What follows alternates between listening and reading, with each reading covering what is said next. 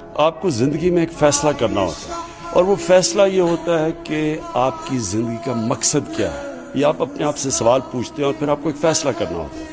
اور جو اس کا صحیح جواب دیتے ہیں کہ میری زندگی کا مقصد کیا ہے، وہی لوگ دنیا میں اوپر بھی جاتے ہیں، ان کو عزت بھی ملتی ہے، ان کے دل میں سکون بھی ہوتا ہے. اور جو یہ غلط فیصلہ کر لیتے ہیں اور جن کو سمجھ نہیں آتی زندگی کا مقصد کیا ہے، ان کو پھر بڑی مشکلوں کا سامنا کرنا پڑتا ہے. دنیا میں لوگ کامیاب ہوتے ہیں وہ مشکل فیصلے کر کے ہوتے ہیں. یہ پلیز یہ یاد رکھیں، جس نے بھی دنیا میں آسان راستہ لیا ہے اس کی وہ جیسے کہتے ہیں اسموتھ سیلنگ ڈاؤن ہی ہوتی ہے. جب آپ کی زندگی میں ریزسٹنس ہی ختم ہو جاتی ہے، چیلنجز ہی چلے جاتے ہیں.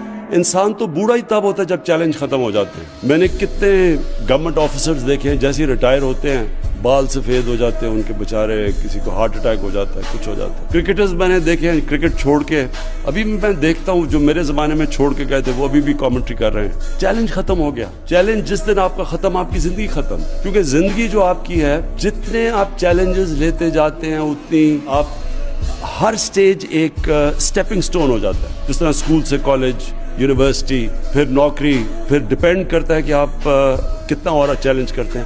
تو یہ اللہ نے انسان کو بنایا ہوا. جو اقبال کا یہ جو فیصل نے شعر پڑھا تھا کہ ستاروں کے آگے جہان اور بھی ہے، مطلب یہ کہ ہر ستارے پہ پہنچے تو پھر ایک نیا چیلنج آتا ہے. جس دن آپ کا چیلنج ختم ہوتا ہے آپ کی زندگی کا نیچے کا سفر شروع ہو جاتا ہے. تو جب اوورسیز پاکستانی کمفرٹیبل جاب ہے، اچھا اب یہ جب آپ کو فیصلہ کرنا پڑتا ہے پاکستان جاؤں گا، مشکل حالات ہیں، کرپشن ہے، میں جب کام کرنے جاؤں گا تو لوگ ایک سسٹم ڈسفنکشنل سسٹم ہے اس میں کیسے چلوں گا، تو پھر وہاں زیادہ آسان زندگی. تو کئی لوگ میں نے دیکھے انہوں نے کوشش کی پاکستان آنے کی، مشکلات آئیں پھر چھوڑ کے واپس چلے گئے. آسان زندگی. جو ہمارے میں سے نماز پڑھتے ہیں تو آپ نماز میں یاد رکھیے ایک ہی چیز مانگتے ہیں کہ اللہ مجھے ان کے راستے پہ لگا جن کو تو نے نعمتیں بخشی، ان کے نہیں جو اس راستے پہ چلے گئے جو ان کی تباہی ہے. اب یہ ڈائلیما ہے. نماز میں آپ مانگتے ہیں وہ والا راستہ جس میں اللہ نے نعمتیں بخشی، اور وہ اللہ کے نبی پیغمبر تھے، ہمارے پیغمبر